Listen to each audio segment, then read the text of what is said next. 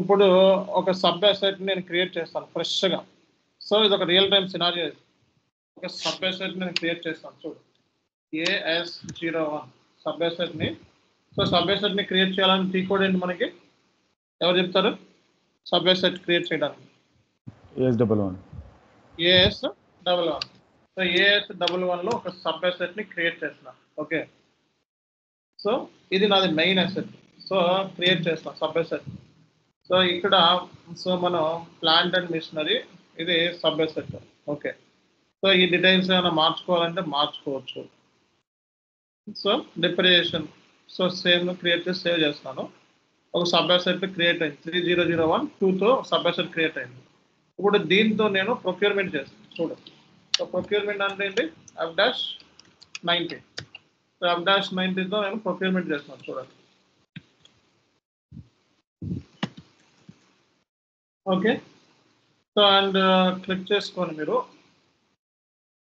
ఇక్కడ. సో నేను వెండార్ తీసుకుంటాను.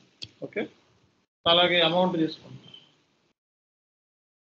అలాగే టెక్స్ట్ అసెట్ ప్రొక్యూర్మెంట్. సో ఇక్కడ అసెట్ తీసుకుంటున్నాను. ఓకే, అసెట్ తీసుకొని సబ్ అసెట్, ఇప్పుడు క్రియేట్ చేసిన సబ్ అసెట్ ప్లాంట్ అండ్ మెషినరీలో 2 సబ్ అసెట్స్ క్రియేట్ చేస్తాను. Okay, so just like create చేసిన తర్వాత సో మనం ట్రాన్సాక్షన్ టైప్ అడుగుతుంది, ట్రాన్సాక్షన్ టైప్ తీసుకోండి, ఎంటర్. సో తర్వాత మీరు స్టార్ తీసుకోండి, తర్వాత మీరు ప్లస్ తీసుకోండి. సో సిమ్యులేట్ చేయండి. సో ఇది ఎక్కడ వరకు అందరికీ పోస్ట్ చేయడం వచ్చు కదా F-90లో. ఇప్పుడు మీరు వెళ్ళి బ్యాలెన్స్ చెక్ చేసుకోండి. సో AW01Nలోకి వెళ్ళి ఓకే, సో ఇక్కడ పోస్టెడ్ వాల్యూస్ మీ సబ్ అసెట్. సో ఇది మెయిన్ అసెట్, అది సబ్ అసెట్. ఓకే, పోస్టెడ్ వాల్యూస్లో అక్విజిషన్ కొన్నది ఇంత అని వచ్చింది. ఓకేనా. సో డిప్రిసియేషన్ ఇంకా క్యాలిక్యులేట్ చేయదు కాబట్టి ఇంకా ఇది ఎల్లో కలర్లో చూపిస్తుంది. ఓకే, నెక్స్ట్ మనం చేయాల్సింది ఏంటి చెప్పు. సో AFEABలోకి వెళ్ళి డిప్రిసియేషన్ రన్ చేస్తాను సబ్ అసెట్. సో ఇక్కడ అకౌంటింగ్ ప్రిన్సిపల్ని తీసుకుంటాను అండ్ పోస్టింగ్ పీరియడ్ని తీసుకుంటాను. ఓకే, సో టోటల్ లాగ్ టెస్ట్లోకి తీసుకొని నేను ఎగ్జిక్యూట్ చేస్తాను. సో డిప్రిసియేషన్ అనేది క్యాలిక్యులేట్ అయ్యింది సబ్ అసెట్కి. ఓకే, సో నేను తీసేసి టెస్ట్ మోడ్ తీసేసి బ్యాక్గ్రౌండ్ మోడ్లో ఎగ్జిక్యూట్ చేస్తాను. సో LP01లోకి వెళ్ళి బ్యాక్గ్రౌండ్ మోడ్లో కూడా ఎగ్జిక్యూట్ చేస్తాను. Okay, immediate save. Okay, so మనకి బ్యాక్గ్రౌండ్ జాబ్ మోడ్లో రన్ అయిపోయింది. సో ఇప్పుడు అసెట్ వాల్యూస్ చెక్ చేసుకోండి. ఇవన్నీ క్లోజ్ చేస్తున్నాం మొత్తం అన్ని కూడా. ఇది మంచి real time scenario works. Okay, sub asset ఎక్కడ చెప్పరు, మనం చెప్తున్నాం సబ్ అసెట్తో డిప్రిసియేషన్. సో మనం ఇది serial number 2. Okay, sub asset. So ఇక్కడ డిప్రిసియేషన్ కూడా క్యాలిక్యులేట్ అయిపోయింది చూసుకోండి. ఓకే, డిప్రిసియేషన్ కూడా క్యాలిక్యులేట్ అయిపోయింది. సో డిప్రిసియేషన్ క్యాలిక్యులేట్ అయిందో లేదో నువ్వు చెక్ చేయాలంటే SM37లో కూడా వెళ్ళి చెక్ చేసుకోవచ్చు. ఓకే, SM37లోకి వెళ్ళి సో మీరు చెక్ చేసుకోవచ్చు. ఇప్పుడు రన్ చేస్తుంది కాబట్టి దీని మీద డబుల్ క్లిక్ చేసి దీని మీద క్లిక్ చేస్తే డిప్రిసియేషన్ క్యాలిక్యులేట్ అయింది.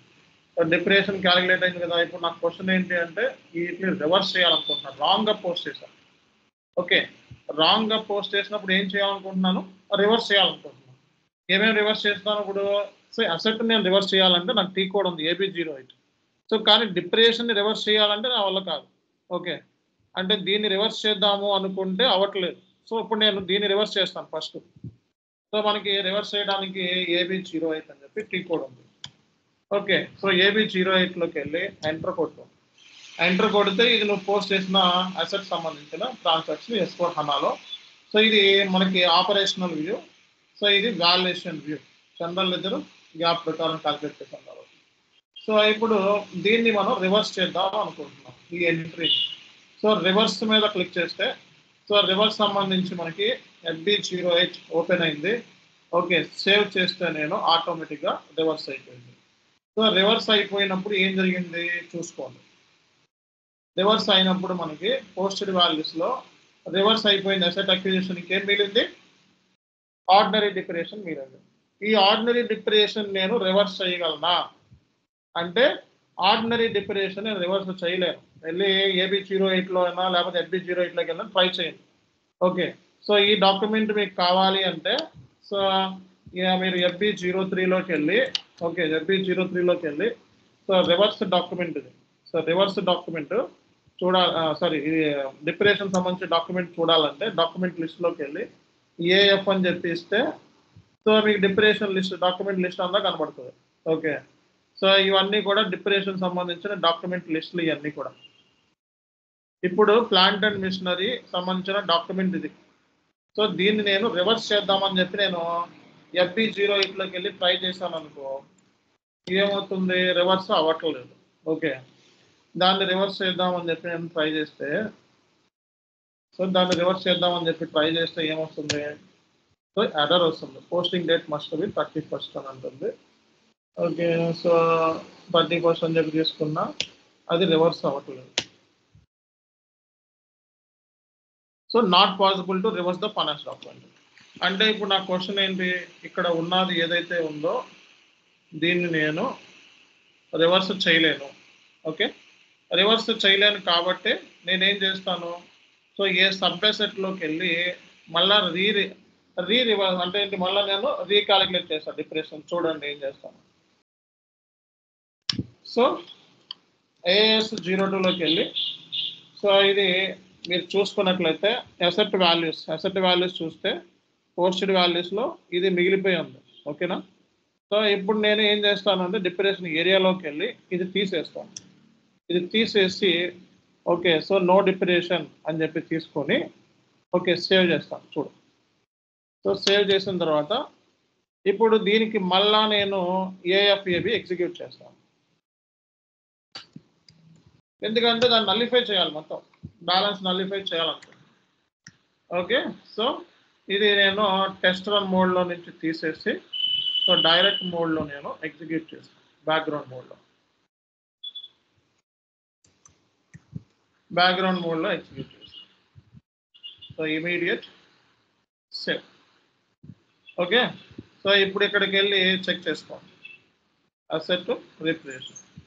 సో పోస్టెడ్ వాల్యూస్లో చెక్ చేస్తే డిప్రెషన్ అనేది మొత్తం కూడా there is no depreciation. So అంటే ఏంటి, ఈ అసెట్కి ఇంకా నల్లిఫై చేసేసాం, జీరో చేసేసాం. అసెట్ వాల్యూస్ అనేది జీరో చేసేసాం, అంటే డిప్రెషన్ కూడా లేదు. సో అదే ఇక్కడ మీకు నేను చూపించింది ఏంటి, so a posted document depreciation cannot be reversed అనమాట. సో మన డాక్యుమెంట్ ఒకసారి ఫోన్ చేసి డిప్రెషన్ కావాల్సి రివర్స్ అవుతుంది. సో అలాంటప్పుడు ఏంటి, what you can do is assign dummy డిప్రెషన్కి and particular asset and rerun the depreciation reverse the previous postings. Okay so ఇది ఫస్ట్ పాయింట్ మనం అర్థం చేసుకోవాల్సి ఉంది. There is no T code for reverse the post depreciation. The old alternative assign 00 డిప్రెషన్కి assign rerun చేయండి అని చెప్తున్నాం. So అర్థమైందా, ఇప్పుడు ఇందాక అర్థం కాలేదు అని అన్నారు, ఇప్పుడు అర్థమైందా? వి సాయి రెండోసారి వీడియోని వాచ్ చేయి. సార్ అర్థమైంది. ఏమర్థమైంది? మనకి డిప్రిసియేషన్ ఉన్నప్పుడు మనకి దానికి రివర్స్ చేయలేదు సార్. ఆ రివర్స్ కాకున్నప్పుడు మనం రీరన్ చేయలేదు సార్. దీంట్లో అదేమంటారు సార్? ఓకే సార్ అర్థమైంది కదా? అర్థమైంది సార్. ఇంకోసారి చూసాను సార్. రివర్సల్లో ఎంత స్టోరీ ఉంది మరి అసెట్ అకౌంటింగ్ లో. ఓకే రివర్స్ చేయాలంటే ఎంత స్టోరీ ఉంది. ఇప్పుడు మీ అందరికి రివర్స్ ఎలా చేయాలో తెలిసింది కదా. అసెట్ వాల్యూస్ రివర్స్ చేయాలంటే AB08, బట్ డిప్రెషన్ రివర్స్ చేయాలంటే AT కోడ్ లేదు. కాబట్టి అందుకే ఏం చేయాలి, సో మనం 00 అని చెప్పి అసైన్ చేసుకొని అసెట్ మాస్టర్లో మళ్ళీ రీరన్ అయిపోతుంది. ఓకేనా. సో ఇది important T code. So next మనకి smoothing and catch up method అని చెప్పి ఉంది. ఓకే అది ఒకసారి మీకు చూపిస్తాను. సార్ ఇది ఒక డౌట్ ఉంది sir. Inter company asset transaction అంటే ఏంటి సార్? ఇంటర్ కంపెనీ అసెట్ అంటే ఈ కంపెనీ నుంచి ఇంకో కంపెనీకి అసెట్ ట్రాన్స్ఫర్. సో ఈ కంపెనీ నుంచి అసెట్ ని వేరే కంపెనీకి కొనుక్కోవడం. 2 కంపెనీ కోడ్లు ఉండాలి, దానికి మధ్యలో ఒక టీ కోడ్ ఉంటుంది. ఇంటర్ కంపెనీ చెప్తాలని. సో అంటే ఏంటి, ఇప్పుడు ఒక కంపెనీ ఉందనుకో, 2 కంపెనీ కోడ్స్ ఉన్నాయనుకో. ఒక కంపెనీలో 2 కంపెనీ కోడ్స్ ఉంటే కంపెనీ ఒకసారి నీకు చూపిస్తే అర్థమవుతుంది. ఫర్ ఎగ్జాంపుల్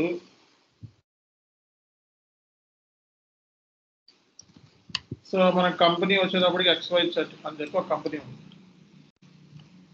ఓకే, సో ఇక్కడ ఏబిసి కంపెనీ ఒకటి, కంపెనీ కోడ్ ఒకటి, KLM అనేది 2 కంపెనీ కోడ్లు ఉన్నాయి. ఈ 2 కంపెనీ కోడ్లు కూడా దీంట్లో పార్ట్. ఓకే, సో ఇప్పుడు ఇందులో ఉన్న అసెట్ని, ఇందులో ఒక అసెట్ ఉంది, ఇందులో ఉన్న అసెట్ని ఈ KLM కంపెనీ ప్రొక్యూర్ చేసుకున్నాం. అర్థమైందా? సో అప్పుడు ఏమవుతుంది, సో ఈ KLM అనే అసెట్ PO రైజ్ చేయాలన్నమాట ఏబిసికి. సో అది మీకు దేనిలో వస్తుందంటే MMలోకి వెళ్ళిపోతుంది అది. సో స్టాక్ ట్రాన్స్ఫర్స్ అన్నట్టు ఇది అసెట్ ట్రాన్స్ఫర్స్. సో దానికి సెపరేట్ టీ కోడ్ కూడా ఉంది. అసెట్ ట్రాన్స్ఫర్స్ జనరల్గా ఒక టీ కోడ్ వేస్తే అయిపోతుంది, బట్ నేను MM ఫ్లో చెప్తున్నాను. సో ఇక్కడ ఇందులో ఉన్న కంపెనీ కోడ్, దీంట్లో ఈ కంపెనీ కోడ్, ఈ కంపెనీ కోడ్లో ఉన్న అసెట్ని కొందాం అనుకుంటుంది ప్రొక్యూర్మెంట్. సో అలాంటప్పుడు ఏంటంటే ఈ KLM కంపెనీ PO రైజ్ చేయాలి. ఓకే, సో PO రైజ్ చేసి వీడికి పంపించాలి. సో అప్పుడు ఈయనేం చేస్తాడు, ఆ PO ప్రకారం అసెట్ని దీనికి పంపిస్తాడు. సో అప్పుడు వీడి దగ్గర ABC లిమిటెడ్లో ఉన్న అసెట్ నల్లిఫై అయిపోయి, అంటే ఏంటి, స్టాక్లో 0 చూపించి వీడి స్టాక్లో KLM దాంట్లో స్టాక్లో వస్తుంది అనమాట. సో ఇది MM ఫ్లో. అలాగే అసెట్ ట్రాన్స్ఫర్ సంబంధించి మనకు ఒక టీ కోడ్ ఉంది. ఓకే, అసెట్ ట్రాన్స్ఫర్ సంబంధించి పర్టికులర్గా ఒక టీ కోడ్ ఉంది. అసెట్ ట్రాన్స్ఫర్ అని చెప్పి ఒక టీ కోడ్ ఒకటి ఉంది.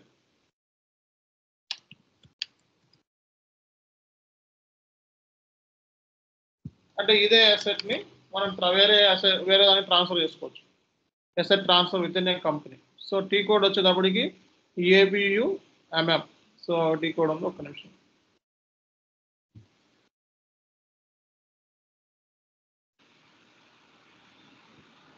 ఇది టీ కోడ్.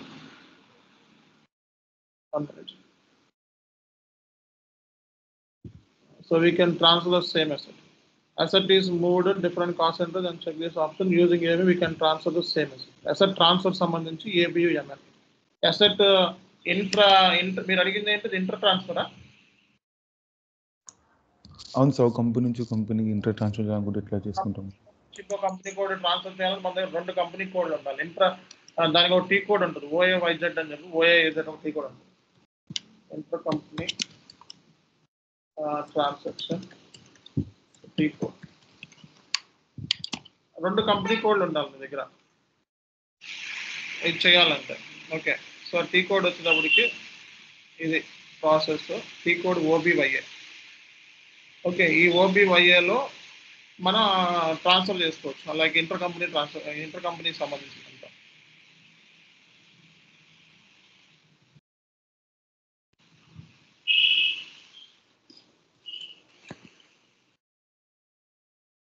ఇది inter company transaction, cross company code transactions. But ఇలా చేయాలి అంటే మన PO రైజ్ చేయడం, సగం MM ఉంటుంది, సగం మళ్ళీ FI ఉంటుంది. సో మళ్ళీ దీనికి సంబంధించి కాన్ఫిగరేషన్స్ మనకి MM వాళ్ళతో చేయించాలి. సో నేను ఒక వీడియో పంపిస్తాను నీకు, నేను చేశాను ఆల్రెడీ ఇవన్నీ కూడా, బట్ అది ఇన్వెంటరీతో చేస్తాను. STO ప్రాసెస్ అంటారు. STO అంటే స్టాక్ ట్రాన్స్ఫర్ ఆర్డర్స్ అంటారు. ఈ వీడియో చూస్తే నీకు క్లారిటీ వస్తుంది.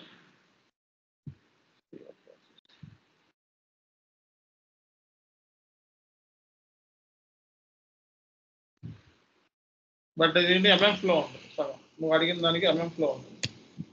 ఎందుకంటే ఇక్కడ MM ఇన్వాల్వ్మెంట్ అయ్యింది, ప్రొక్యూర్మెంట్ అని. ఇది రైజ్ చేయాలి, PO రైజ్ చేసేయాలి. ఈ PO రైజ్ చేస్తే ఇది కస్టమర్ కింద లెక్క అనమాట. బట్ సేమ్ కంపెనీ, బట్ ఈ కంపెనీ కోడ్ PO రైజ్ చేసి, సో ఈ కంపెనీ కోడ్ పంపిస్తే, సో ఈ కంపెనీ కోడ్ ఏం చేస్తుంది, అసెట్ని ఈ కంపెనీ కోడ్ పంపించాలి. సో అప్పుడు అసెట్ దీని దగ్గర ఉన్నది 0 అవుతుంది, దీని దగ్గర ఉన్నది యాడ్ అవ్వాలి. సో దాన్ని చేయాలి అంటే, ఈ ప్రొక్యూర్మెంట్ చేయాలంటే MM కాన్ఫిగరేషన్స్ ఉంటాయి, STO కాన్ఫిగరేషన్స్.